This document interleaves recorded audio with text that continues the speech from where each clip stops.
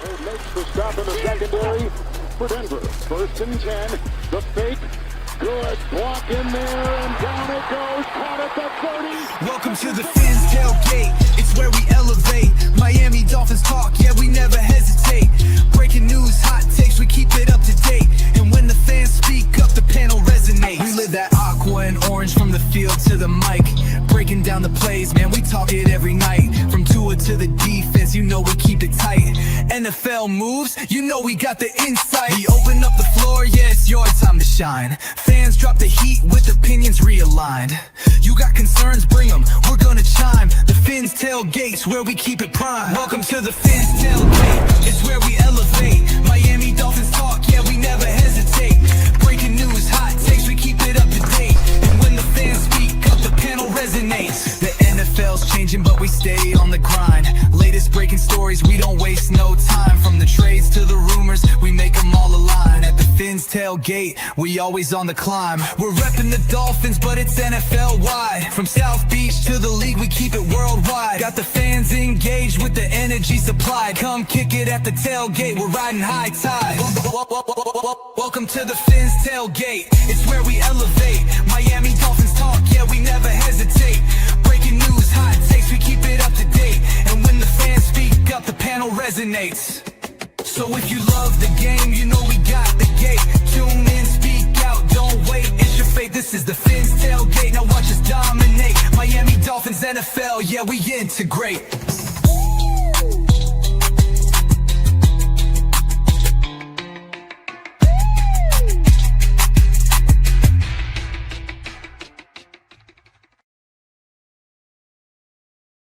What is happening, fans, and welcome to another episode of the Fins Tailgate with your host El Capitan. Today, had some time, got a lot to catch up on. Dude, we could talk about championship weekend all episode, but we're not. We're gonna get caught up on some Dolphins stuff. We're gonna double back to the We're going to double back to the absolute free fall that the Bills are in. I want to talk about that a little bit. And then, we're just going to keep it Dolphins. We're going to keep it loose. I got a full itinerary. I got videos. I've got audio clips, news. We're getting right into it. Make sure everybody is hitting the like button on their way in if you're watching on X, Twitch, Twitter, cup on a string, carrier pigeon, a message in a bottle, however you are enjoying the program. Make sure you guys are coming over here to YouTube and hitting the like button and subscribing. Shout out to everybody who did get in here and chat for the impromptu show. I see you guys in chat on Kick as well. Typing nothing, I see. Jamaica from Zion locked in. Hit the like button. Night Wolf, what's going on? I see you in chat. You're a clown, El Capitan. No wonder Brokeback Mountain is your favorite movie. I have proof in text. No, you don't. Michael K will always message me and ask me about homoerotic things, saying, "Hey, Capitan, do you like this? I'm like, dude, stop, bro. I'm not interested in you, bro." And that's cool. I get it. To each their own. But and he's a fan. It's kind of, just don't worry. I'm going to talk about the Bills today too, because there's plenty to talk about. Hit the like button. Yeah, Ghost. We're going to talk about the hires. We're going to talk about we're going to talk about a lot of stuff. We got action, baby. We got Dolphins action, and I expect it to be a busy week as we take the week off to, get the Super Bowl coming, which is going to be, dude, think about it. Here are the Dolphins, rebuilding after, just absolute failure to build this properly. General manager lost his job first, and then ultimately they let coach go. Who, say what you want, Mike McDaniel was highly sought after by a lot of people, ultimately ending up with the OC job with the Chargers. And that's what he chose. He had a couple of teams ready to sign him as a head coach, but he chose. And to be honest, he turned down even going and interviewing with the Bills for the head coaching job. I mean, that again, we're going to talk about the Bills in a little while, but that is dude, the Bills are in trouble. But meanwhile, the Dolphins rebuilding, the Bills free falling. They think they got something. They think they're on the right track, but man, they're free falling. And meanwhile, the damn Patriots, we don't even think about the Jets. Jets who? Jets are over there purging all their coaches right now. Aaron Glenn and whatever's running the GM, he's literally firing all the coaching staff as if that's going to make the things better over there. The team sucks. The organization, anyhow. But here we are, and little do we know, fucking Patriots back in the damn Super Bowl, dude. Patriots back in the Super Bowl. Son of a bitch, dude. Son of a bitch. I mean, come on, bro. Like at this point, I would have rather the Bills been in the Super Bowl than see the Patriots back there again. Like, come on, Johnny. I mean, dude, serious. First of all, I am picking right now for the Seattle Seahawks to not only win, but obliterate the Patriots. I know the Patriots, they're not going to grind down the Seahawks offensively and defensively to hold them into like some under 20-point game, some 15, 16, 10-point. That is not what's going to happen with the Seahawks. And I don't think that the Patriots possess enough to keep up with what Seattle's offense is going to do in them. But still, I got to fucking watch it. I got to see that. That's what I got to have. I got to look at the Patriots back in the Super Bowl while no one else from the AFC East. Again, I would have at least liked to hate on the Bills for the Super Bowl. The Jets, again, are they even in this division? Like, do they even play football in New Jersey anymore? Like, what happened to y'all? You used to at least be a thorn in somebody's side, mainly us or the other guys in the. Now we don't even. They're not even a thorn. You're a thorn in your own side. What happened to the Jets? Ugh. Hit the like button, everybody. So yeah, we got tons to talk about. I've been ready and set to go on a couple of subjects, and I should get in and do a good hour or 40. I don't know. I got to figure out a better flow to things because I might have to come in talk about one thing for like 45 minutes and bounce, or these hour and a halves and I squeeze everything in. I don't know. I'm in flux, people. The Fins Tailgate, as you guys have been fans of years, have seen, we have made many changes. Many.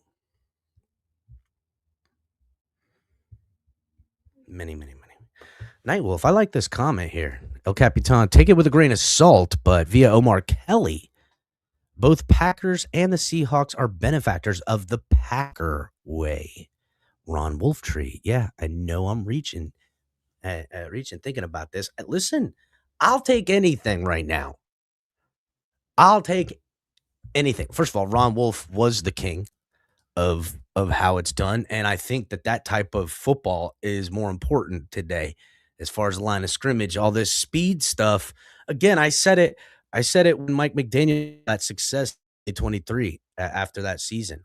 I said, the Dolphins built the best offensive system like this in probably the last year it was going to work because you could see the forest of the trees. The game was going back to a more power type of thing, more plays in the run game, and a lot of blockers and more smash mouth. That's when the tush push was really becoming a thing. The line of scrimmage was becoming more important to grind out wins because defenses have finally caught up to how to play to the speed of the game with these weapons on the outside. I don't know if you guys noticed, but DBs are walking around 6'2", 6'3", big son of a bitches that can run now. So it's just changed. And Mike McDaniel really with the Dolphins in 2023, I thought built the perfect offense of weaponry and scheme and everything, minus what the quarterback ultimately could do. But on the whole, they built the best of something, and we've done this before too. Like we build the best of something at the end of a fucking era.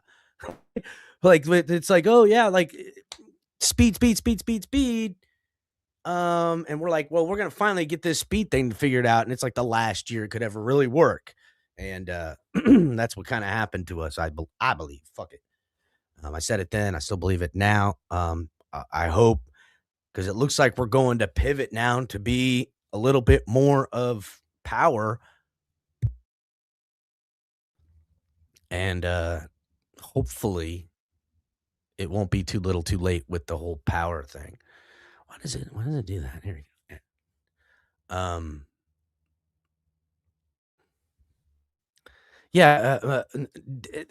Yes, Mike McDaniel canceled his interview with the Bills. That should show Bills fans how sad it's really gotten for you guys. It's gotten pretty. Mofos are saying, I'm good. I'm good. You got Josh Allen. You would think they'd be lining up. You know who thought that? The ownership, management. They thought motherfuckers would be lining up for Josh Allen. Ooh. We're going to talk about that. Don't worry. Hit the like button. Now I'm starting to feel it. Kind of feeling it a little bit. Kind of starting to feel it. Ready and set to go. Hit the like button. What's up, Dolphin Don? Been waiting on people to creep in here and chat.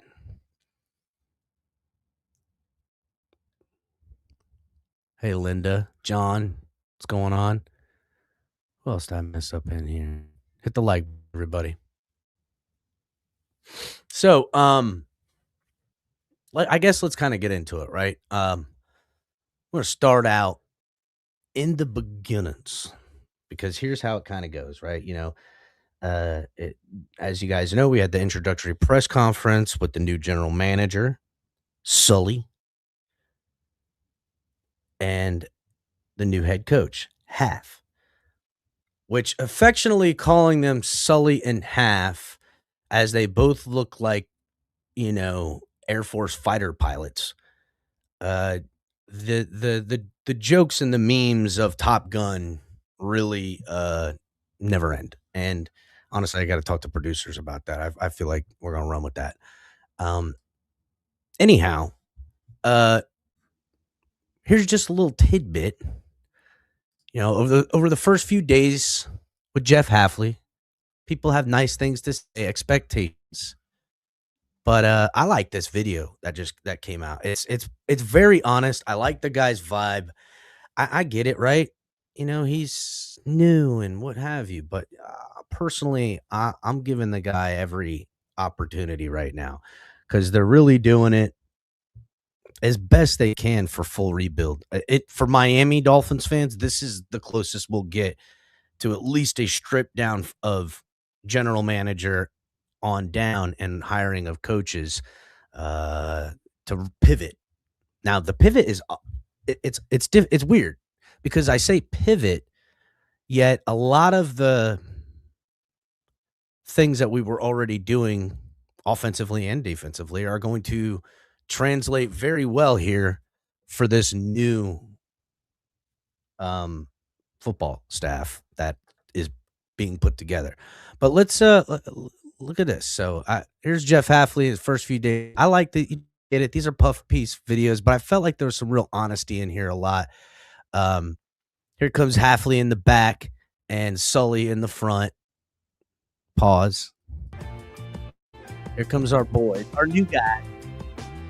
So what are we coming to different door? It's my first time, dude, so I have no idea where we are.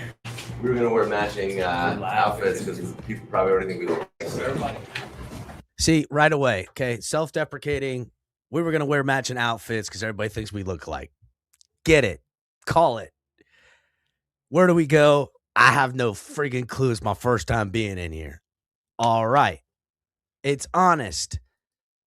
At least as honest as these Dolphins will ever be. But I'm digging it, right? I dig the guys' vibes. I don't see overwhelming pressure. I see guys capturing the moment. I see guys that are present, but not, you know, that it's obviously there's still a lot of moving parts, but they seem to have a grasp of it. Oh, I got my name on here now. You guys are on it. What's up, Tom? Hey, how are you? Good, man. nice. That's nicer than any bathroom I've had in my house. So that's a good starting point. Dolphins facilities will always be top notch. Names, I promise. Just don't. See right here, and this. I promise. This was something I said.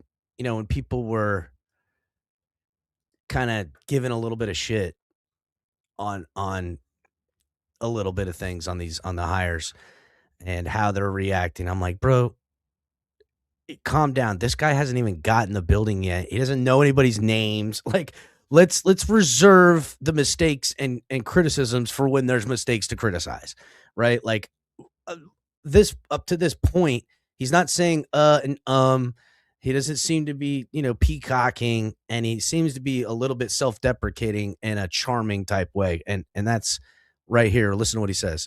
I'll get everyone's names. I promise. Just don't. I'm going to start it at night. As I got the sheet in everyone's faces. I'm happy to get all this today. I mean, don't even know everybody's names. So again, more of a honest moment. We're looking at tour. Today will be fun though. What's up, guys? Where do you want to sit? Over here? Yep.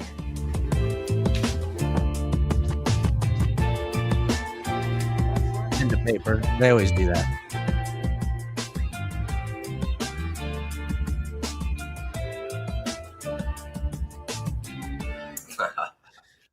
Man, look at this room full of sharks, dude. Real quick.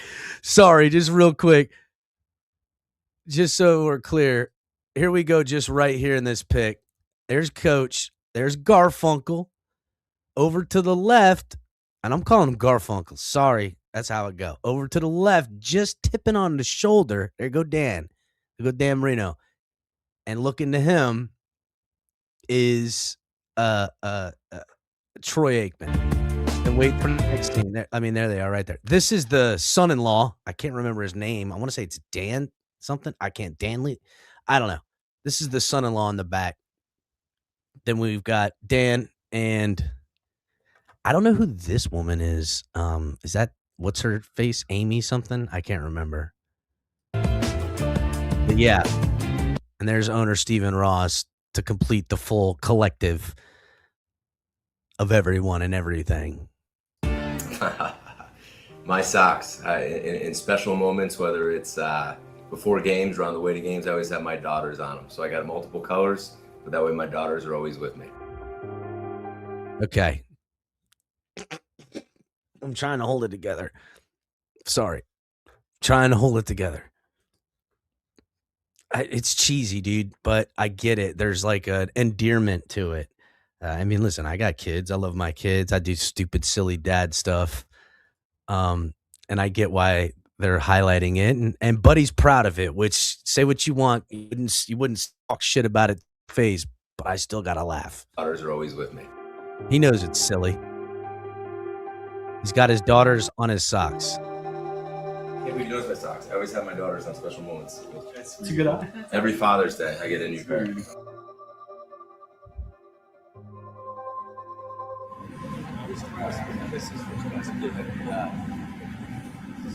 There's only room. Exactly what Ross wants to say. First class. It's first class. It's Ross, a.k.a. Cousin Trump. One place. It's at the top.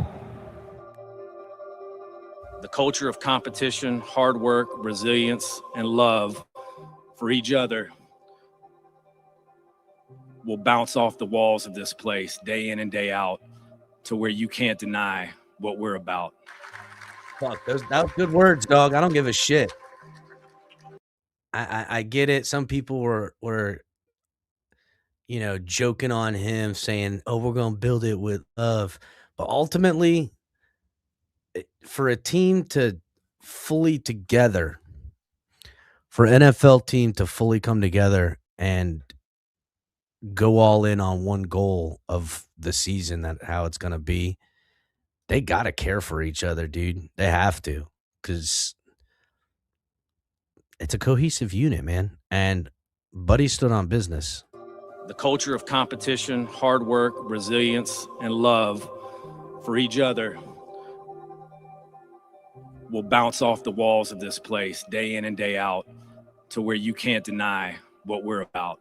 Fuck, I hope so, buddy. I hope so, buddy.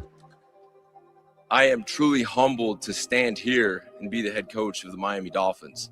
And I take a lot of pride and responsibility in Real quick, and I want to listen to Coach, but what is this voyeur angle? What is this? What is this creepy? I'm staring at Coach, looking at him from the bushes. What is this angle here? Come on. Coach out here freaking. I get it. We're trying to get a little tricky and stuff, but what's up with this angle? Come on, bro. Trying to listen to Coach, and all I could think about is a framework you've put in here. Whose idea was it to say, hey, I got an idea. We're going to look up, and we're going to be peeking at Coach from behind the bushes. I don't want that. I don't like this. I don't like that. I want to just hear homie. They didn't do Sully like this. Sully had a great angle. I don't like the imagery. I don't like the metaphor. I don't like you, Miami Dolphins media squad, putting me in the position of a creep. Miami Dolphins. And I take a lot of pride and responsibility in that. And now really to my thank yous to Mr. Ross and your family. Thank you for believing in me. I do not take that lightly, and I will do everything I can for you and your family. Fucking stand on it, son. I want to thank my family, and this is why I saved it for the end. Hope and Leah, I thank you guys, and I thank Gina. And I can tell you this about Gina. Gina's not into this, so she can walk around and tell people that she's married to the head coach of the Dolphins. She doesn't care. All she cares about is us, how I'm feeling, supporting me, and doing everything she can for those kids. I'm lucky today, too, because I got my mom, my sister, and brother here today. I know what you did with the Flying here to be with me means everything, and I thank him for that. And for my real coach, my dad, my first coach, who toughened me up and was there for me. This is a storied organization. One of the fuck, real quick. All right. Okay. I get it now. The imagery scene from behind the bush was something to kind of hold reservation view, needing to not have the feeling that they were trying to portray, which was going to be sentimental as he welled up there talking about a couple of things. Hit the like button, everybody. best in all sports, and you deserve a winner. You guys deserve a winner. And I am going to do everything in my power to bring you guys that.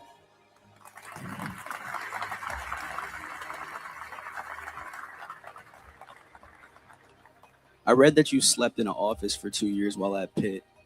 What would you say to that guy now? And then how did that experience prepare you for this current moment? Again, it's a life lesson of hard work, and I mean really hard work and sacrifice. If you do it, they pay off. Now, I think that guy might have been a little crazier than I am now, but it worked. Good job. Thanks, brother. Yeah, you too.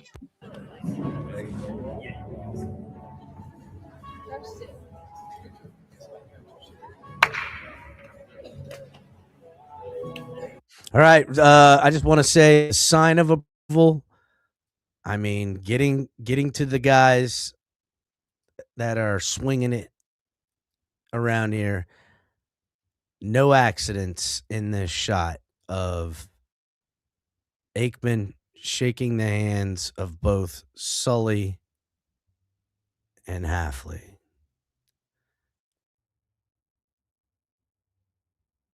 As well as Garfinkel.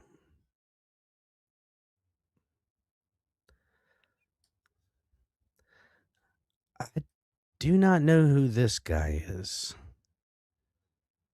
Who is this guy? Chat. Does anybody in chat know who the guy all the way in the left is? Because I don't know who that is. I might know that his name. Oh, is that Bruce? That's fucking Bruce. That's Bruce. What's his face? Thank you. You're getting your picture taken. Brandon Shore, thank you. I don't know why I said Bruce. Thank you, Ghost. It is Brandon Shore.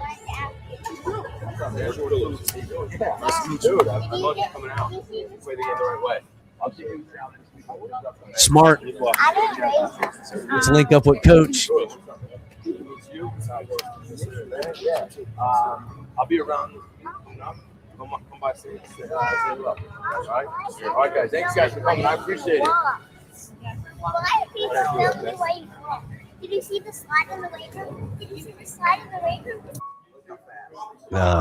The dreaded slide. It's your turn.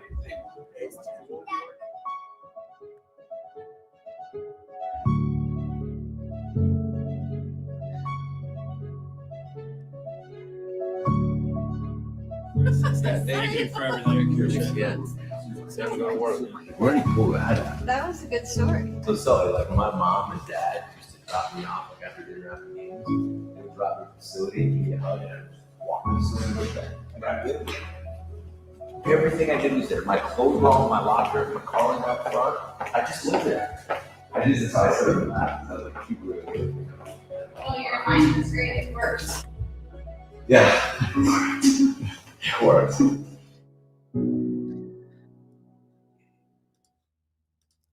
Yeah, all right. Okay, I was a little bit judgmental on the one angle, but in the end, top notch from the media squad. The audio really played a big deal in it, with the music and background and the crescendo with all the good stuff. They did really good. Jeff Affley, God, I hope this guy knocks it out of the park. Sullivan and him both saying a lot of the things Dolphin fans wanted to hear about the types of direction they want their football team to start emulating, how they want it to appear. And, you know, these boys knew. We got to see what they got. We're going to find out. Another little bit on Hafley is something I wanted to play here on the regime change. Just listen in.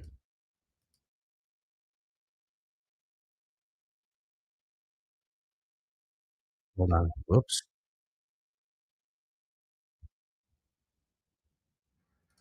Let me get this.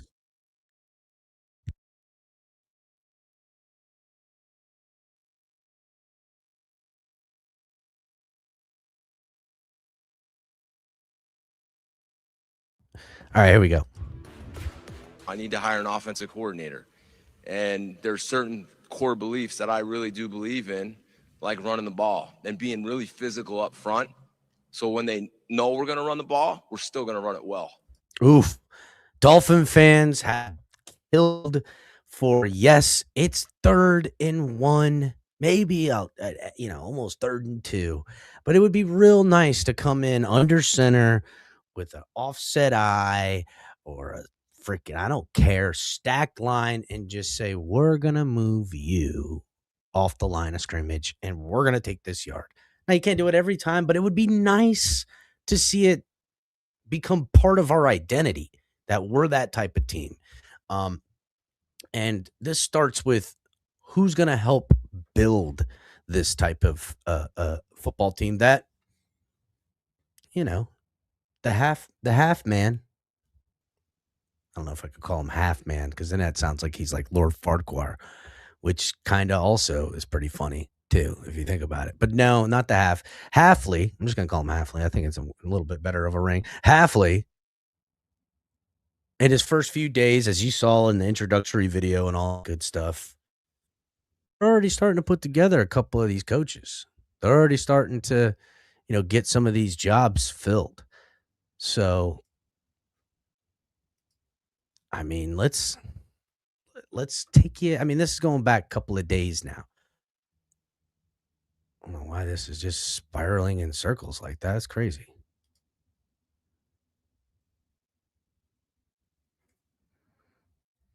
Why does it keep doing that?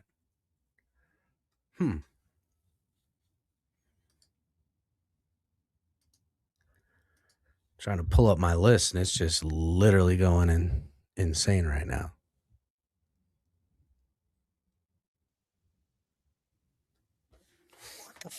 Just going around and around and around. All right, let me close this page because I don't know what's going on here, but it's just not working. That was crazy.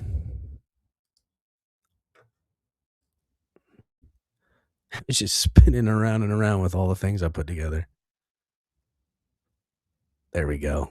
We got it, boys. We back. All right, so let's get into it. We can go through some of these coaching updates, some of these guys that are being linked to the team, some of the guys that have been hired to the team. Important information coming up. Hit the like button, everybody.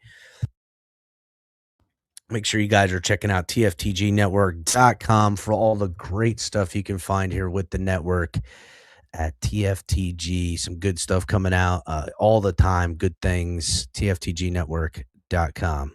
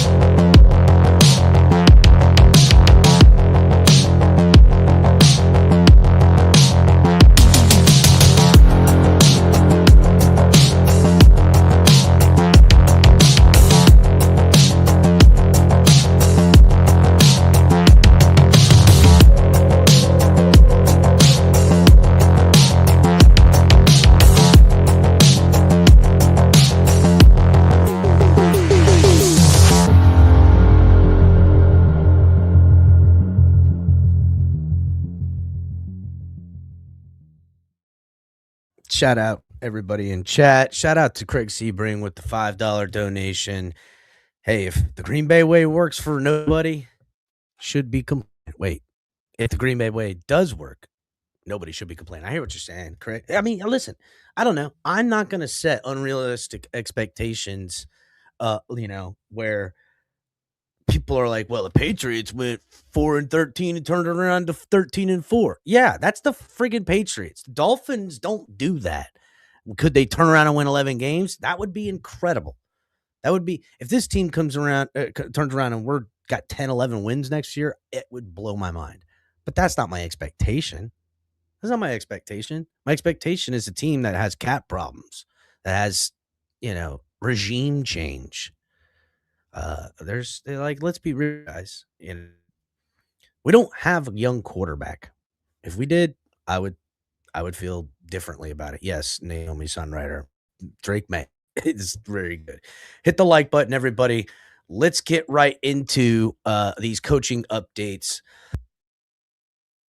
Giving you guys just a broad picture of how and which way we got here. We're going to go position by position, and then we'll slide into some of this Bills stuff, and then we'll double back on some Dolphins. Let's get it going. First up, we have here, this is Sean Dugan, the Duganheimer. I love the Duganizer. I don't know. Packers linebacking coach, who has some time with him at Ohio State, Jeff Hafley, mind you, and Boston College, and at Green Bay, a guy that has brought him around. He's going to be getting some looks as the potential suitor for the defensive coordinating position. That's still, as I am live right now, it's still vacant. Hit the like button, everyone. This is a guy where it would make sense. Dolphin fans have to remember, I'm not saying the defensive coordinator won't mean anything, because that's just not true. Because if Hafley's a good coach, he's not heavy-handed with defensive duties, if at all possible. He's got a big team to put together and a lot to go on and a lot to work with. And he's going to have to trust the guys he's putting together on his coaching staff. And it, again, not unlike how John Eric Sullivan, general manager, brings in head coach Jeff Hafley as a guy he personally knows, to help build their vision, it would be not out of the realm of possibility here for Sean Duggan to be brought in for the same reasons as the defensive coordinator. Maybe not, maybe so, but this is someone to keep a name on, a pin in, because right now we do not have a defensive coordinator. Next guy up on the list here is Clint Hurts. Is it Hurts? I think it's just Clint Hurt. Yeah, there's no S. This one's interesting to me. Former Miami Hurricane, defensive tackle, baby. You can't go wrong. You can't go wrong with a Miami guy in Miami. That's just, I will always believe in it. Okay. Also in 2022 to 2023, but he was also defensive, coordinated on Seattle's defense from 2022 to 2023. And right now, he's the Eagles defensive line coach, which I like. Listen, out of half mouth when he asked about the defense, how he is very important, how the guys in the front end do everything they got to do to deal with everything in the back end, which, let's not act like Weaver hasn't been very successful here as a D-line guy, right? Coach, defensive coordinating. I get it. If they ended up saying we're keeping Weaver as our defensive coordinator, I'm not mad at that. I like that. But I do like, the Miami kid, Clint Hurt coming back in here. D-line we all know last few years that D-line for Philadelphia has been very impressive. And if he wants to come here and help build that type of D-line here as the defensive play caller in Miami, I'm okay with that decision. We'll keep you guys posted as the defensive court job remains open today. Now, offensive coaching candidates. Now, I know we've hired a guy, but let me tell the tale of how we got here, okay? In the OC job, as you just heard, Coach, and what's important to him and his offense, right? I want to be able to run the football when everybody, including the defense, knows we're running the football, because that's going to help me build the team that I want. So some of the candidates early coming out that were being perceptively linked to the Dolphins is Packers OC, Adam Stavanovich, Brian Daboll, ex-Giants head coach, as you guys know, Todd Monken, the Ravens OC, who's looking for a job, and that would make sense as well. And then also Dolphins passing game coordinator, Robbie Stoic. Dolphins initially requested an interview with Houston's QB coach, Gerard Johnson, in bringing about them. Now, interesting enough, with a guy like Gerard Johnson and, Todd Monken and these guys that are going to be out there and still available, they're still going to need jobs, right? They're still going to need positions. What teams are they going to end up with? Because the Ravens look to be, I don't know what's going on, Ravens. Maybe that coach hire, I don't want to get into it right now, but holy cow, I feel like the Ravens are, I think the Ravens are only being outdone by the Bills for absolutely in an absolute free fall of an organization right now. So the Dolphins end up hiring, I guess it would be a new hire, OC, Bobby Slowick, but he was still here, so they retain Bobby Slowick and elevate his position from passing game coordinator to new offensive coordinator, which is not crazy if you think about it. We've already heard from Coach again about some of the coaching staffs in which he learned things from, whom influences the way he wants to run his offense, his team, and things of that. Some of the names was Shanahan's, right? He mentioned D'Amico Ryan as well. I'm just saying, there's his time with the Niners, all that stuff. So Bobby Slowick getting elevated makes complete sense because he's worked under he's had a lot of the same stops here. And here's another thing, guys. McDaniel's offense scheme and things, it's pretty good. Personnels can be changed out, and then what you want to do as a main staple you can pivot because we're running West Coast still. Probably a lot less of well, I know for a fact because Coach said this, a lot less hopefully out of the shotgun, a lot less needing to have guys move pre-snap and get on an edge to move openings in the levels. A lot more under center, a lot more play action, a lot more bootlegs, a lot more where you're going to want the quarterback when those bootlegs are open and no one's open downfield to run that football. We didn't get a lot of that designing here in Miami because we had Tua, and Mike McDaniel really wanted that, which it kind of worked. But here's a little bit about Bobby Slowick. 2011 and through 2013, he was with the Redskins when Shanahan was there, working underneath him. Mike Shanahan, mind you. 2017 to 2022, he was with Kyle Shanahan with the Niners underneath him. 2023 and 2024, he was with D'Amico Ryans and the Houston Texans. And then last year, he was with us as the offensive guy.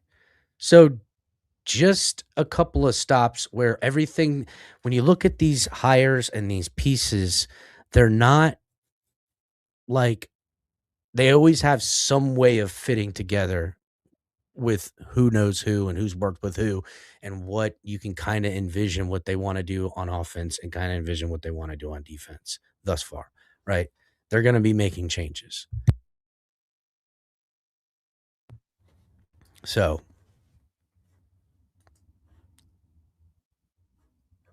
couple of other notable guys that got hired in this since then is the Dolphins have added a new wide receivers coach that Bobby Slowick gets to work with here. His name is Tyke Tolbert. He was working with the Tennessee Titans, which doesn't make me feel really good that he was working with the Tennessee Titans because their wide receiving core was terrible. My God, what a terrible wide receiving core. But notable wide receivers he has worked with, which I guess that's the name of the game. And Tyke Gilbert's been in the wide receivers assistant in the NFL in a game for a hell of a long time, since 2003 and beyond, right? Anquan Bolden in 2003, Lee Evans in 2004 to 9, Steve Smith in 2010, Demarius Thomas in 2011 to 2017, OBJ in 2018, and DJ Moore the last few years.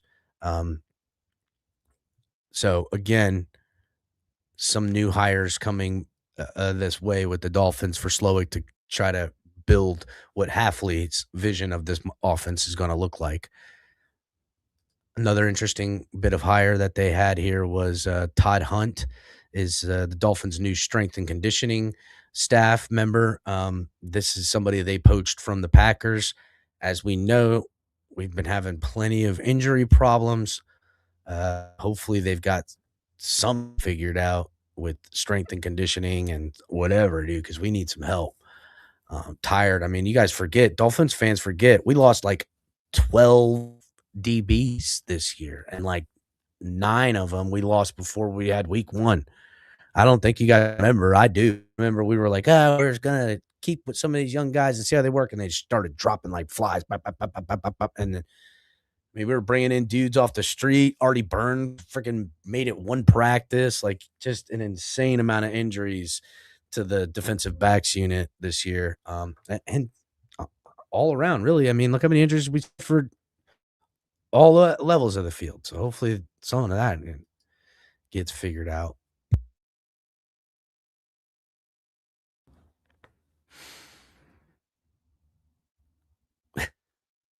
Hit the like button, everyone.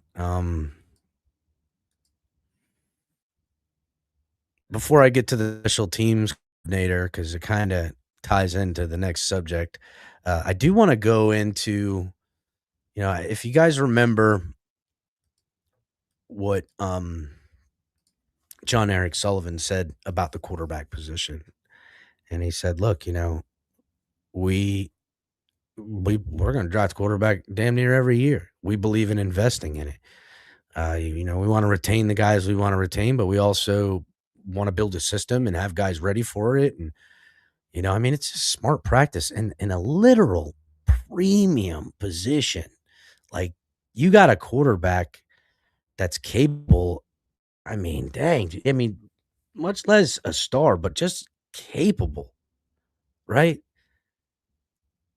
It's assets. It keeps you, I'll explain it like this. If I got a guy who's coming up to contract and he wants to, hold the team hostage and wants to, wants unreasonable money. Now you want to keep the guy. You believe he can be it, but he wants unreasonable money.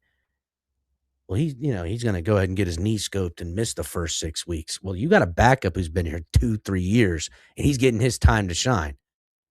Now, the scenario becomes this for the backup. Number one, I know this system. I know these guys. I can shine pretty good. I play well enough. There could be one of two outcomes. One, they could go with me and get rid of him. Or two, I could show up and put enough good film on that a team out there is going to want to pay me good money. And I know this system. Know how to do it. It's a win-win for us if you're in that scenario. So yeah, okay, you keep a quarterback who's holding out for more money, but now you have the backup you could trade for assets. Or you use that backup to bring your starter into, maybe being a little less brash in his negotiation tactics. You know what I'm saying? Something to think about. If the ideology here is to get a system of good quarterbacks that we can hopefully get capital for, save money with a quarterback. I don't know. Do something.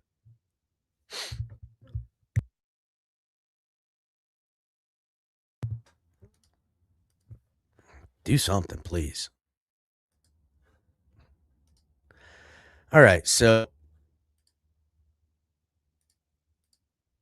I had something I was going to pull up. Oh, yeah. With that ideology that they're going to start drafting quarterbacks, they're going to put an emphasis on the quarterback position. I've talked about it quite a bit. Miami Dolphins also hired a new guy to their staff. And this is Kyle Smith as the assistant general manager. Now, who is Kyle Smith, you ask?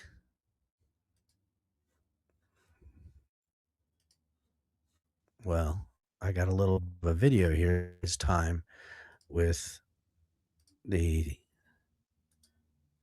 God, I'm just freaking all over the place today.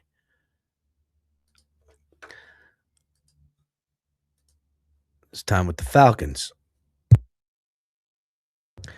And now, as you guys remember, the Falcons went and got Kirk Cousins, paid a bunch of money, and then also drafted a young guy. And that kind of, in theory, is exactly the way in which the Green Bay Packers want to kind of operate. You have a guy who's the elder statesman who's running your system. This is not an unheard of way in which to operate your program. Teams would get an old guy in and he would be the starter for a year or so while a young guy sat in the wings. Somewhere the last few years, well, mainly because of how expensive, rookie quarterbacks have and, how hot seats can get at the general management position and how everyone's, held accountable and the windows are shorter and you don't get time to develop these guys. You got to see them right away. But it was common practice to, I'm going to draft this young guy with my 8th overall pick, but he's not playing this year. He's got a system to learn. We don't just throw these guys out there and suffer. The whole team suffers for it. We make the hard decisions, and he might get a shot next year. Now, he needs to learn and get up to speed. He's the backup. Quarterback go down. He's got to get in there, but it's old man Fred's job until then, because I know it gives us, the team, the best chance to win. But here's Kyle Smith when asked about quarterbacks as in his role with the Falcons. One more, the Green Bay model, right? He mentioned that. He was just talking about love to Rodgers. But if you go back, they were taking quarterbacks almost every year for a minute there in the 90s. Yeah. Why haven't teams copied that model before? I think everybody, I think there's parts and I know what Raheem and Terry were talking about with that. There's pieces to this of that philosophy. Yes, it's the most important position. So, solidify yourself and double down if you have to. And if you have conviction on guys, take them. But obviously our situation is different than theirs was. Kirk just signing Kirk and just coming here. Obviously Brett Favre and Aaron Rodgers were there, solidified in those roles. So there are differences, but the philosophy is the same. If you believe in a guy, take the guy, especially at that position. But I think that's kind of what they meant, I think, by the Green Bay model is not so much you can break down every situation and try to make it exact. It's not, but the philosophy is that way. Yes. Mm-hmm. Thank you. I'll take that. I'm not opposed to. Again, Dolphin fans have been crowing for this for years. Draft a quarterback every year. I don't care what round it is. Blah, blah, blah, blah, blah, blah, blah. But listen, I hope that, I'll tell you what, if it's the third round or later and Adler's sitting there and Drew Adler hasn't been picked, they better grab that guy. I think he's going to work his way back up in a lot of conversations. I think he possesses some talent, especially in this draft class that, it's Mendoza and everybody else, including him, But yeah, I'm about it. I'm tired of this. We drafted this guy, so I'm going to force everything to work for this guy. That's how the Dolphins have been doing it. Once every freaking generation, they draft a guy or pay a guy, and then they force everything to fit that guy. No. Let's get quarterbacks in here, build this system, find if these guys can operate it, kick them up out of here if they can't. And when they got the guy that can operate it the best and he has physical gifts, you pay him, you keep him, and you hope that, but you don't stop. These guys can't stay healthy forever. And even if they stay healthy more often and all this other stuff, again, there's the implication of how they could be leveraged via contract negotiations. Like, yeah, you know what? But, freaking Malik Willis been hella good. You know what I'm saying? Hey, Aaron Rodgers, I know you want to get paid and get an extension, but we're going to go ahead and draft Jordan Love. Like, smart. I mean, the Patriots did it with Garoppolo and Brady. That's what it was about. And then, he wanted to go with Garoppolo over Brady. Who knows? Garoppolo went to some Super Bowls. You know what I'm saying? Garoppolo was deep in the playoffs. Who knows if, Brady leaves, if Garoppolo could have been successful there. I don't know. But I do know there's a model to it, and I want to do that here in Miami. I'll take that. Final, the coaching hire here is going to segue us into the next part. And the Dolphins have hired a new special teams coordinator. Chris Tobor. Now, for all you guys who don't know who this guy is, savvy hire. You're not going to get a guy with any more experience right now. The Bills are falling apart. Guys are jumping off the ship. Interdivision rival guy, going to steal him from your other team.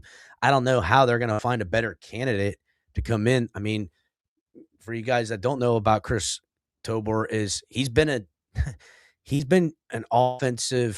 a special teams coordinator, from an assistant to being the guy since like 2007, 8. Like, he's been forever.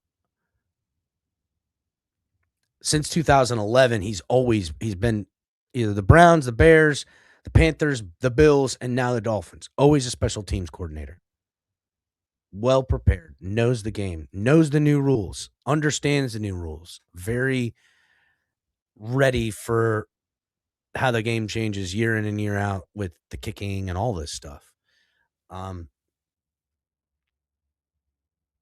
That's kind of Tabor. It's Tabor. Chris Tabor. Tabor.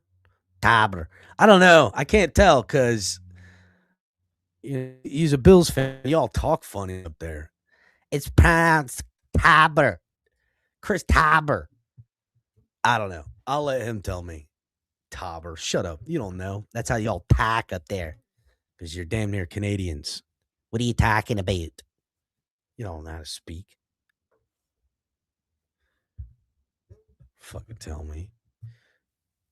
Can't trust your judgment, dude. But yeah, this guy's got a long tenure here in the NFL. He's been doing it for quite some time. Even taking over with the Bears when Matt Nagy failed that COVID test real quick. He had to come in, took over as the interim head coach for a little while, and he won a game against the Niners. So I thought that was fun. But just a guy who's been around, worked under dudes. He was also interim head coach when fired Frank in as the Carolina Panthers when they pulled the plug on him. So a guy that's not just has special teams stuff, but has been left holding the bag and had to keep the team together as a head coach and prepare as such. Just a long tenured dude in the league. Solid hire, dude. Solid for Chris Tabor. I don't care. A Tabor. Chris Tabor. Is it Tabor or Tabar? B-A-R or B-O-R? I don't know. Maybe I spelled it wrong. Maybe it's B-O-R. I'm going to do it like that. Is it Tobor? There you go. I think it is. Yep, it is. Not T-A. All right. Well, ex-special teams coordinator Chris Tabor couldn't get away from the Buffalo Bills fast enough. Run away from sinking ship fast enough. Because everybody in the NFL is looking at the Bills and everyone knows they are an absolute free fall. An absolute shit show, dude. I mean, y'all are in trouble. In trouble. I mean, I don't know if I know Dolphin fans by and large have been monitoring everything that's been going on with the Bills because how could you not, right? Like, how could you not be watching? Because it's just getting ugly.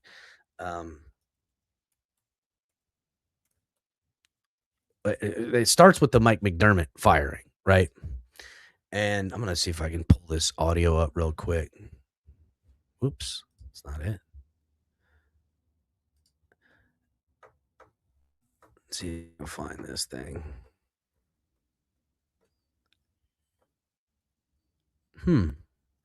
Which was interesting after the firing because Dolphin fans kind of wanted to, we should have kicked the tires on. This is before the Dolphins hired their coach.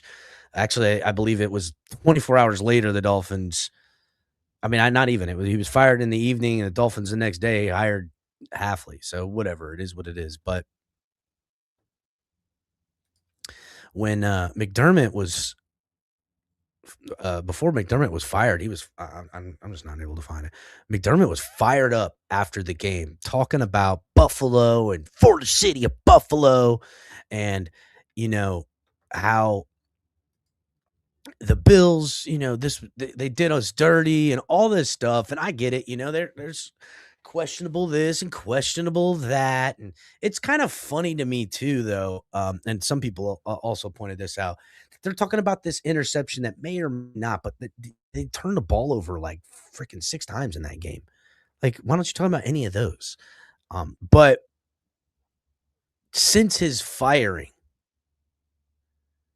the organization has caught immense backlash. There was an immense backlash for the McDermott firing, to the point where like fans are asking for him to get his job back.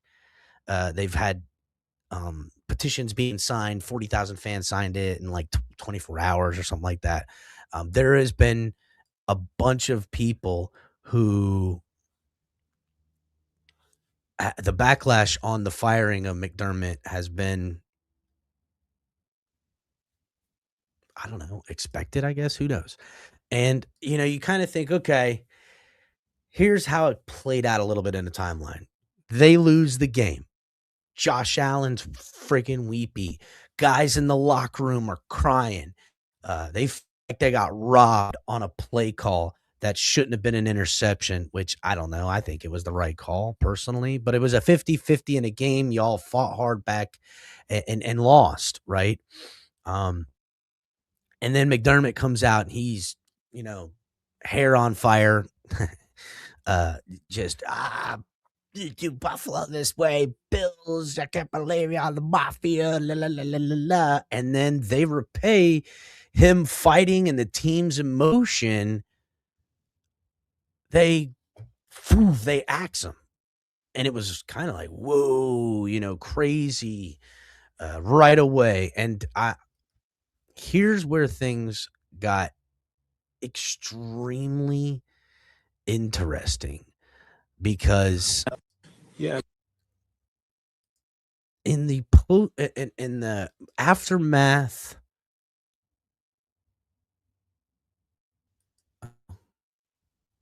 what happened?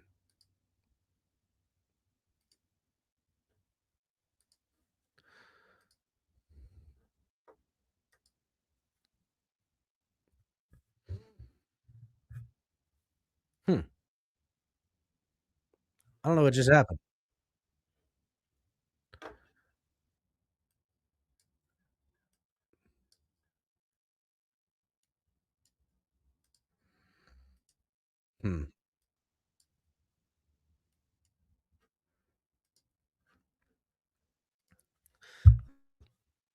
Sorry about that. Anyhow, in the aftermath after the firing, the backlash was immense. And then oddly, this is where it's just so wild. I've been meaning to play this and I just can't let it go, dude. I know it's kind of a couple days old now, but where the hell is it? Here it is. They have their conference with GM and their owner talking about what they felt and why they got rid of McDermott and where they felt the shortcomings were. And they fire McDermott, and then they also want to throw Keenan Coleman under the bus. Now, I remember when they drafted Keenan Coleman, I laughed. I said, what were they thinking? I did not see it.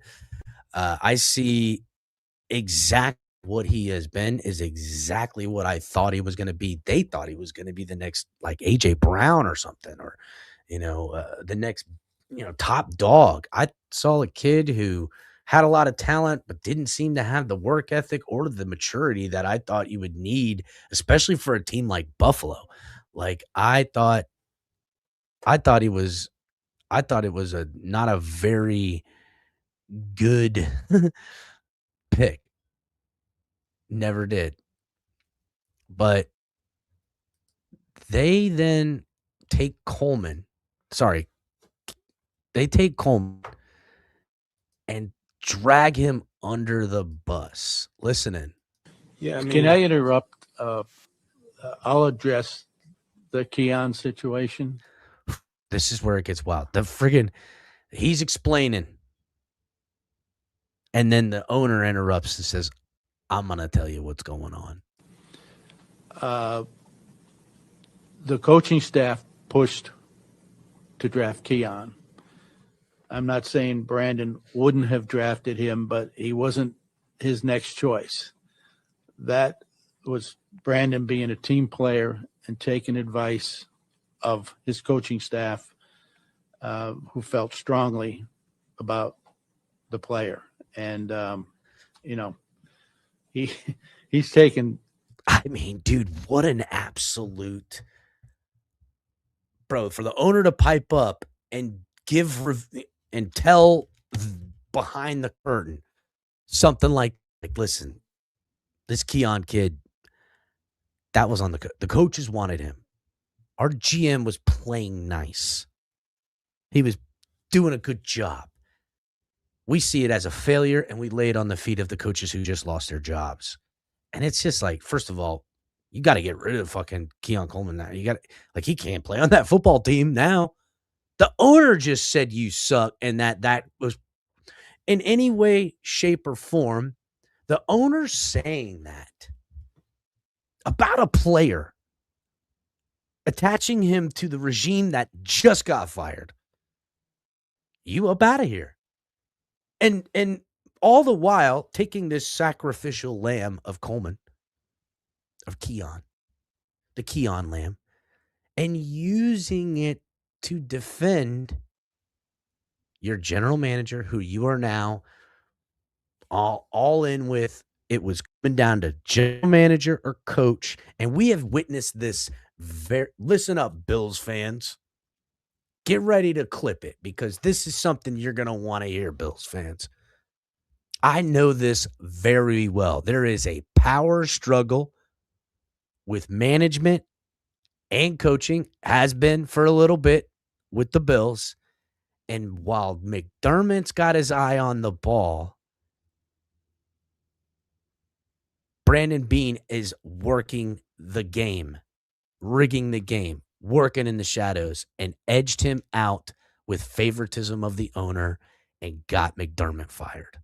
And I've watched this exact same. I've watched Chris Greer do it to a couple of people, bro.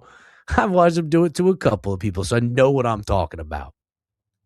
And so much so that the owner's now caping up for the general manager over the coach. He has fully bought to what Brandon Beane is selling. Fully bought. Lock, stop, and purchase. Now, interesting enough, after the owner was being honest, the owner was caping up for his boy, the dysfunction at all levels starts to rear its ugly head. Because listen to this. This is the general manager, Brandon Beane, advocating for the Bills for drafting Keon Coleman. Listen to what he says. When I went to bed that night, I was like, it's Keon unless someone just blows us away. We didn't feel anything was attractive enough for us to pass up on Keon. All things considered, get the guy who's feels the best fit. Isn't this the year that y'all that the Bills were on one of those reality shows that they do? Like Paramount had the rights to it or something like that. I mean, listen again. This is a separate thing from the general manager, BB. We're just gonna call him BB. Brandon Beane, BB's GM BB. Listen to this, dude. Listen to this. This is how sold this guy that the owner stood up for and said, no. This was not this terrible pick of Keon Coleman. This terrible, horrible draft pick of Keon Coleman was not on our general manager. It was on the guys we just fired. Big surprises.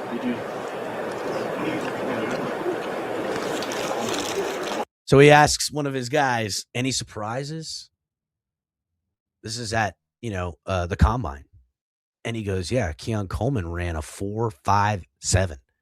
4.56 or 4.57. I'm glad he ran that. Help you get him. The game was mid 4.5. 4.54. I'm glad he ran that. That'll help us get him. And then his guy next to him's like, I guess, Gabe Davis ran a 4.5. He's like, yeah, oh, yeah, yeah. Oh, yeah, yeah, well, yeah, yeah. Oh, yeah, yeah, yeah. Yeah. An interesting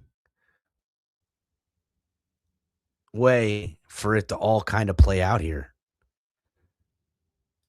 Because typically when they're firing the boogeyman, at least when the Dolphins do it, they fire the boogeyman, everybody got their story straight in Miami. I'll give them that. Whoever's left standing, everybody got their story straight.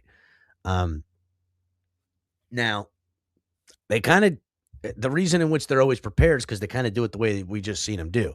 I mean, to the point where Mike McDaniel's feeling himself so much, he's doing exit interviews with his players talking about their future, and he gets fired. Like that's the walls be a move in the back office and the smoky rooms and the shadows where the real decisions get made. The Dolphins have done a pretty good job of that. And then on the other side of it, they at least have tight quarters and they've got their story straight, or they at least don't put their foot in their mouth. Sometimes I've watched this owner put his foot in his mouth quite a few times. So the Bills getting their own comeuppance with their dysfunction in their organization at all levels. And it's funny to me because, hey, listen, you look at someone else's misery and, ha, ha, ha, ha. They weren't kind on us in our misery. So let's call it for what it is. As they currently sit, no head coach. And I think they've overplayed their hand. Completely overplayed their hand. Kind of like the Dolphins a little bit overplayed their hand. At least they had a plan, though. The Dolphins, when they fired McDaniel and they brought in Aikman and they got the fucking brain trust together. And when they fired McDaniel, they didn't have a GM either. They were prepared to go all the way and had already had some time to build it this way. I think the Bills general manager is as prepared to find his next coach as he was to pick fucking Keon Coleman. That's how prepared he is. I don't care that he ran a 4.57. That means it's easier for me to get him.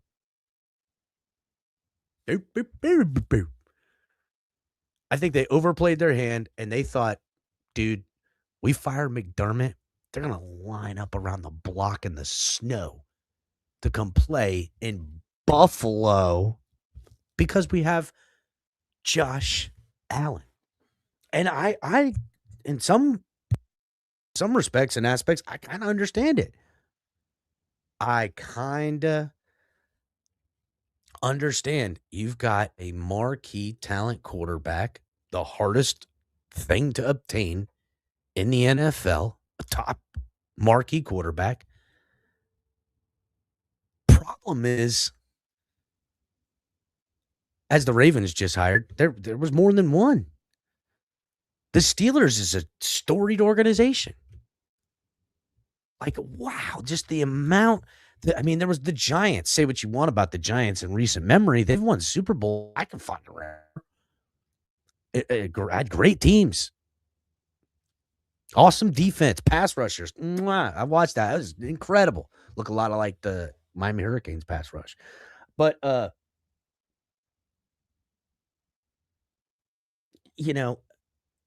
think they thought that Lamar Jackson, who cares? Steelers, who cares? There's all these other teams. Nobody cares. There's young quarterbacks and stuff like that. I just want to go through a little bit. Josh Allen had a terrible performance in that playoff loss. And Josh Allen has only scored 3 points. I don't know if you guys know this or not, but that means a field goal in 7 overtime games in his career. Josh Allen in overtime. It's nothing short of a certain loss. He can't do anything for you. In fact, a lot of the times that the Bills end up in an overtime situation is because Josh Allen is giving the ball up 4+ times. He doesn't just, and I've said this about Josh Allen for so long, and he's an incredible talent. But the second the going gets tough and he tries to do Superman and it fails, it's like he keeps continuing to fail on his Superman thing. It's when they ask him to do too much. And honestly, he does too much all the time. And I can't understand. I'm not saying they should get rid of Josh Allen. Maybe this, whatever. But Josh Allen is still here because management chose Allen over McDermott. Now, I don't think they couldn't still play together or coach together or be together, but they chose we have a marquee football talent at quarterback, and we need to go ahead and figure out how to make it competitive with him. And it's not going to be with McDermott. So they're going to want an offensive guy. They're looking to bring in an offensive dude. And that makes sense. I think they thought because it was Josh Allen and how great they are that they were just going to come flooding through.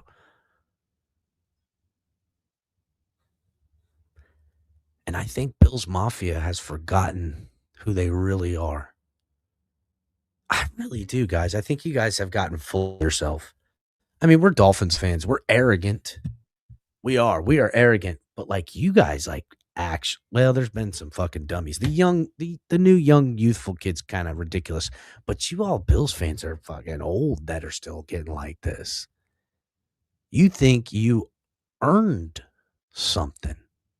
You think you're owed something. You forget that Buffalo is not a destination for anyone. I can't wait to get a great job in Buffalo, New York. I can't wait. Who in their industry thinks that to the top of what I do would hopefully take me to Buffalo?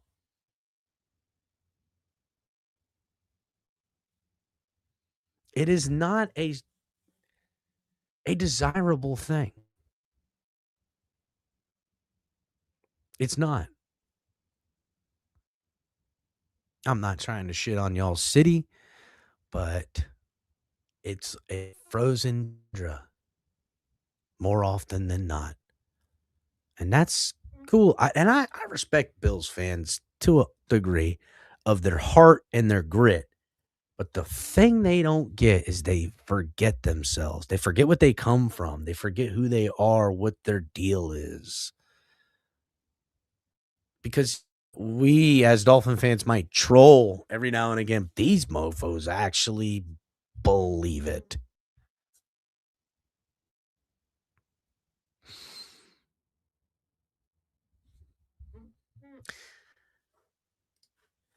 I understand the meaning of small market, Michael K.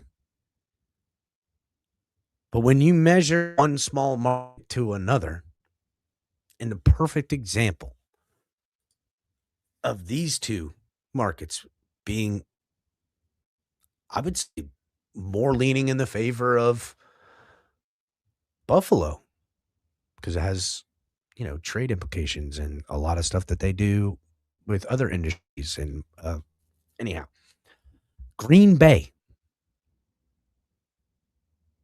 and Buffalo. What's the difference? Why? Because Green Bay has this quiet, reserve, lunch pail, diehard fans, but like super nice people. And they, when you think of a Bills fan and a Green Bay fan, they're nothing alike. And for all the right and wrong reasons. My point is that the Bills constantly overestimate themselves, their importance, what they're actually doing, and what's really going on. They have no self-awareness. And they believed that they're a great organization that has something everybody wants the most in a top tier talent at quarterback, and they're going to line up around the block as we pretty much not just, dude, you got to understand, not only, I mean, Mike McDaniel told him to go fuck off. Other coaches are telling him no thanks. Guys aren't lining up. Dude, they're calling on freaking Phillip Rivers. Phillip Rivers is a potential. I'm not, and there's no shade on Phillip Rivers, right? Phillip Rivers, great guy. High school coach, just played a couple games this year in the NFL. I'm not saying it couldn't work, but like that's where, like, you couldn't tell me, oh shit, I want to fire McDermott because I want to hire Phillip Rivers as my next head coach. What's his staff going to look like? Is he just being brought in here to coddle Joshy boy? Is that what's happening? What's going on in Buffalo? What's going on? I don't know. I mean, dude, what? What are we talking about? McDermott gets fired. A guy who's been in the playoffs like every year. I mean, dude, forever now. Like he brought this organization who was always one win away from a playoff berth, kind of what I know, and kept you guys in the playoffs for years. Well, in a lot of these playoff losses, I watched Josh Allen be the reason for the loss.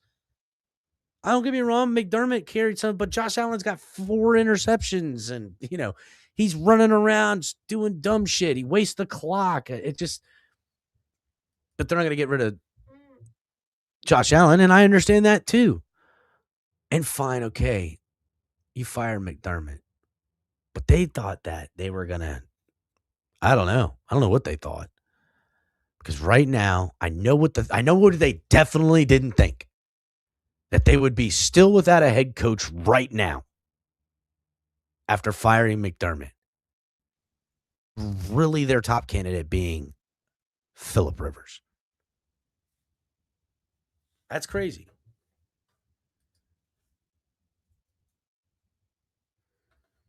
It's crazy.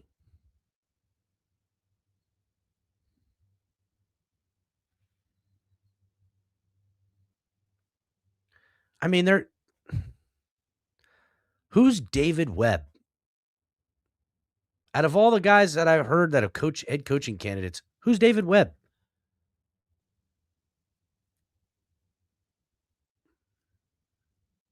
I don't know. A guy that they're bringing in the interview. Is that the guy? That's the guy under Peyton. That's what it is. Whew. It's just interesting to me. Yeah, he's the OC for the Broncos. Yeah, I got that. Is he really the OC? Like it's like all the guys that come off the Shanahan tree, which have been pretty good. So maybe he's good for you guys. Maybe a Sean Payton tree limb will do you guys right. But dude, to even like the Bills just seem to be dysfunctional at all levels in a way that I don't know. I felt like they kept a lid on a lot of it, It's just been interesting to see how and I get it. There's all this additional pressure because the Patriots are going to the damn Super Bowl right now. Like I'm pissed that the Patriots are in the Super Bowl. Bills fans must be disgusted because they've had a top 5 quarterback any year he's been healthy. I mean, which has been almost every year. And Josh Allen, like you can rank quarterbacks and even in every year. And yeah, he might not be top 5 in all those years combined or whatever. But at any time, you'd be like, yeah, well, what's your top 5 quarterbacks? People are naming Josh Allen more than they're missing him on naming him in any of the years, the last 5 years. So to think about the pressure, I get it. ultimately, if they would have fired McDermott now, fine.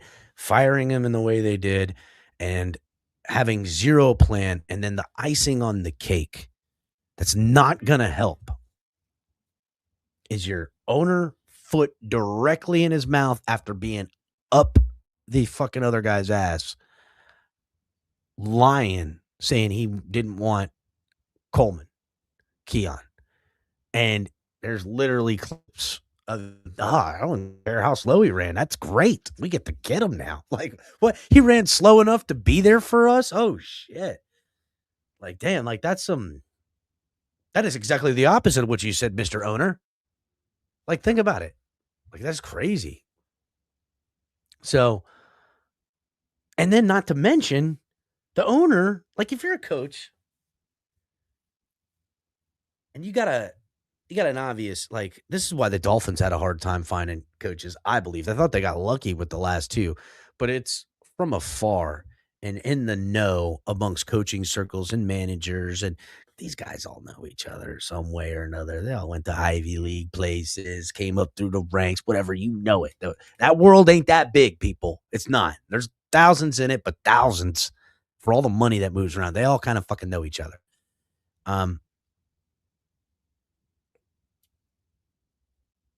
If people, the outside looking at Dolphins, I mean, a lot of people knew Chris Greer had his hooks into Stephen Ross and was driving this ship while also constantly whispering in his ear on who to blame for his mistakes and others and who's the next guy we can, feed to the fans to keep this thing moving. And I think that's why we got a lot of first-time head coaching hires. We didn't get a lot of respect in people to, that we wanted to have come here in Miami and whatever, even with capital, even with whatever. But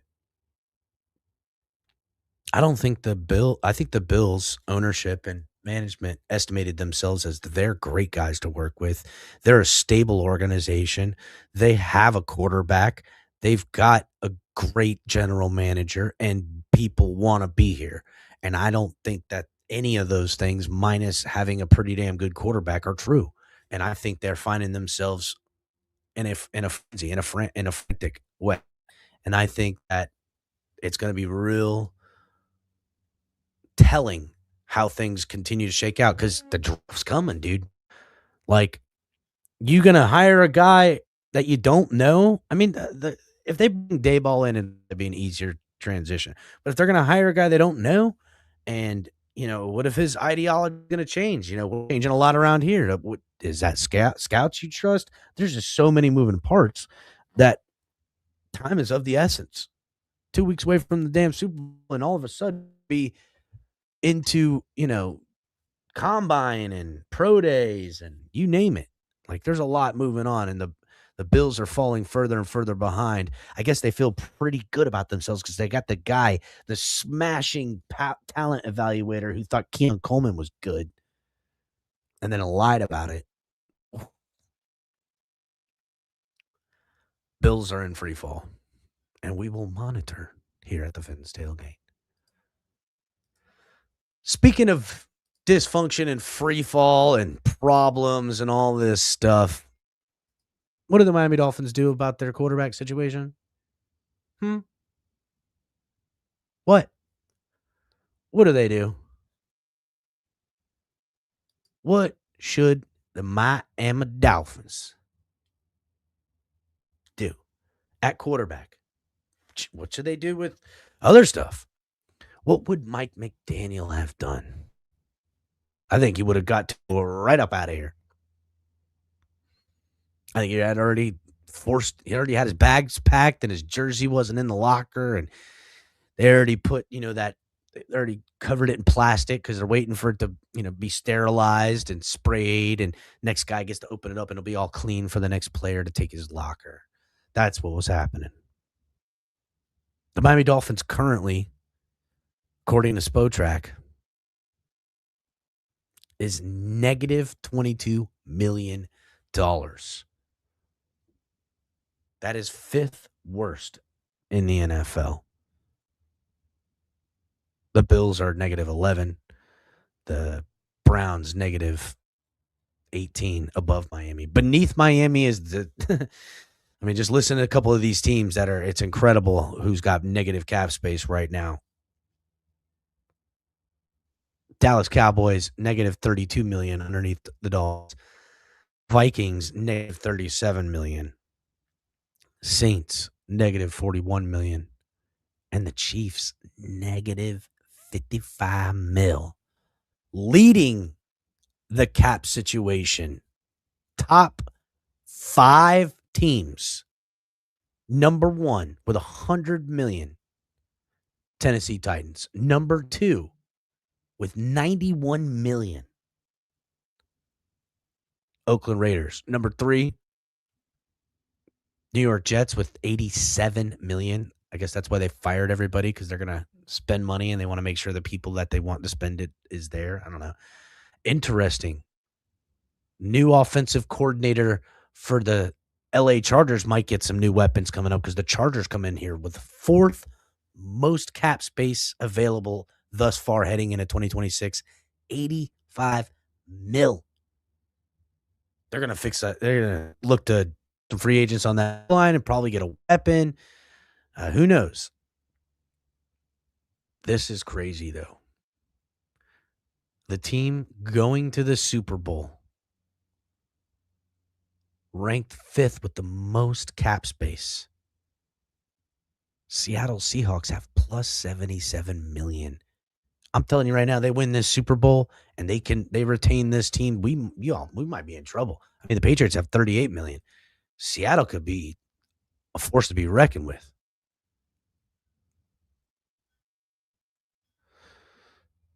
Yeah, the Mike McCarthy hire is crazy, dude. I mean, I know that I see the Steelers fan in chat, but man, bro, Mike McCarthy, like, what was that? I don't get it. So anyhow, back to the question at hand. What do the Finns do at quarterback? Well, they've got negative 22 million. Tagovailoa would effectively the biggest cap casualty amount ever in the NFL if the Dolphins do it. Finally, Tua, they were always right about you, Tua. You are a world record breaker of wasted money and time and talent. Negative 99.2 million would have to be carried with cutting Tua Tagovailoa. Make sure y'all are clipping it. Crazy. Crazy. So what do the Dolphins do about the quarterback situation? Do they cut Tua? Do they go and get a guy like Malik Willis? A lot of people talking this Malik Willis to Miami. I get it. You know, we're going to change ideology around here. We're going to do under center. We're going to do things differently. You know, I mean, they were talking about it a week ago on Get Up. Listen up. Hey, Mark, next one. Believe it or not, Malik Willis will be the starting quarterback in Miami next season. I can believe it. Yeah. Jeff Hafley's there, number 1, former Packers DC. And also, Malik Willis has played well enough where you're like, this guy deserves a shot at being a quarterback, and a starting quarterback. And right now, Miami doesn't seem all that thrilled with its current quarterback situation. Listen, everything I've heard about Jeff Hafley talking to Packers players this season has been, he is a player's coach. He is the type of guy you want to play for. So I could see those two teaming up. Well, okay. So easy to put it together. Hafley, Packers, Malik Willis, free agent, Dolphins, no quarterback. Tua, they don't like. Maybe, right? Maybe Malik Willis comes in here. I don't know exactly what purpose that is serving, especially even serving Malik Willis, because I don't know. I mean, it's just like, what are we doing? We're going to negative 22. We're going to carry all this dead cap. We're going to need to maneuver money. What are you going to sign him to a year and pay him nothing this year and give him backloaded money? Are we really trying to pay for Malik Willis on a roster 2 years from now when he's not here? Like, what are we talking about? What are the options? What else could be done? Is there a way in a world in which Tua can be traded? Can the Dolphins figure that out? Dan Orlowski, who loves Tua, he is a Tua believer, Tua Tua sexual, as we've called around here. He believes Tua should get another shot somewhere else in the NFL. Listen in. It's not tough. Rip the Band-Aid off.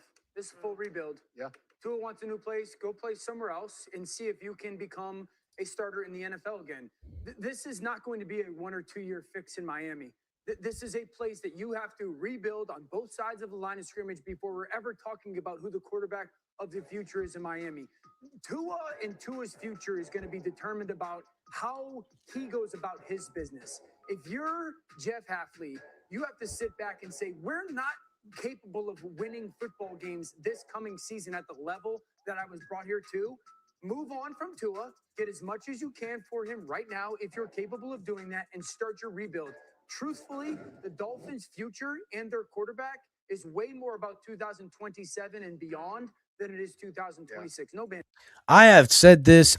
For once, I freaking think fucking Dork Dan Orlowski has a real take here. Like, it's smart. I don't believe you got to have some honesty with yourself and your cap situation and your quarterback situation and what you're trying to pull off. Like, this year is going to be a lot of moving down, in areas and trying to set yourself better up for the future. In which case, if we're in no longer soft rebuild, but an actual rebuild and trying to put together new core ideology in the way in which this team plays, I don't know how many guys on the roster benefit the system that is going to be implemented. We might have to. And I think it would be smart to say we're going to take steps back. We're going to take chances on, cheap young guys and guys that we can maybe see if can develop in this scheme, guys we've scouted over time, and build it a little bit while we'll take a little hit back on financial stuff, trade away some of this talent that obviously isn't going to be here in the future, because the following year is going to be a rebuild year and probably one with a young quarterback. Now, I don't know. They might have a completely, hit the like button, everybody. They might have a completely different view of themselves, and we'll see how honest they are. The Bills have a bad view of themselves and what they're doing right now. The Dolphins may make the same mistake if they believe that they can fix this and turn it around, and they're going to go get Malik Willis, and they're going to waste $10 million each year the next 3 years. We're going to build it together. But maybe they're a long play. I don't know, but we're going to see and find out. What is kind of crazy and is not out of the realm of something here is shout out to Solana and Crowder and Hockman and all those guys, in the mornings, in the afternoons, really. But Crowder says a part that I don't know. Maybe we do keep Tua. This is my strong take of the day. Oh, you're straight. We're talking about Malik Willis and Kirk Cousins and these single-digit win quarterbacks. Keep Tua. Keep Tua. Give him to the new OC. What's the big deal? Like, you have to pay him $50 million anyway. Why try to do the whole jostling thing? Just keep Tua around, see if he works out. Tell him he needs to perform, and you can now earn another contract. We're just going to see what we have because, Josh, you just said it.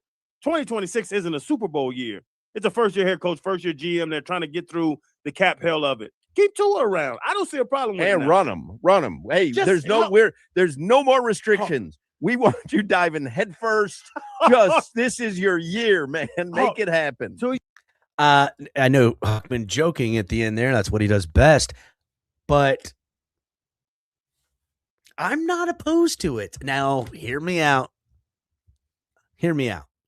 I get it. Everybody hates Tua. They don't want him here.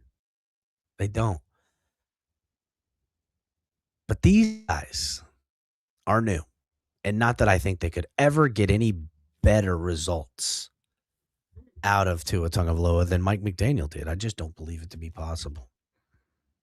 It would fit into their ideology of how they want to treat the quarterback position. Competition older guy in the building, kind of stabilizing things, teaching the dudes underneath him.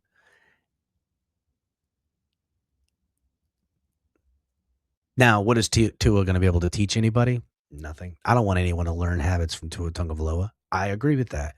I also think, there's real chance for Tua to look to sabotage people. I know he's a little bit of a dirty fucking fighter, to be honest. But you want to pay him $100 million to leave? Or do you want him to go out there and take this first as things are on shaky footing to spare the guys up there? No one's going to trade for him. Cutting him is immense amount of losses. Just roll him out there and have him go crazy. Not trying to get him hurt, obviously, but certainly not holding back. Something to think about when we're talking about what's going to happen. There's just a lot of moving parts. I know nobody wants to hear it, but they could keep Tua. I don't want them to. But if they did, how they'll sell it is, well, he's just one of many guys. We're having competitions. We're going to bring a lot of guys in here. They could cut him later. They could pressure him. They could just keep him around to work out some kind of financial thing. Maybe trade. I don't know. They could roll him out with all new offensive linemen that are trying a new system that they want to put Tua underneath center because the guy they got in this year's draft, they don't want getting beaten up. Now, I get it. People are like, why don't you have Quinn Ewers out there and do it? Maybe they got something for Quinn Ewers. Maybe somebody wanted Quinn and they trade him. Maybe Quinn's still here. Maybe it's a different guy. Maybe they go and pay Malik Willis and they want to roll out with rookie quarterback Malik Willis and Tua. Like Tua teaches kid to become the best thing in RPO. He got a live arm and live legs, but damn, he can't freaking run an RPO. You're the king, Tua. We need you. Tua with the clipboard. Tua with the whiteboard. Tua with the headset. Coach Tagovailoa. Yeah, gross. Hit the like button, everybody. Thanks for coming through. We did it. We got through it. I feel like it went about 45 minutes longer than I wanted to, but you'll have that. I appreciate everybody coming through. Make sure you guys, again, have hit the like button, share, subscribe if you haven't. Check out tftgnetwork.com, and we'll see y'all next time.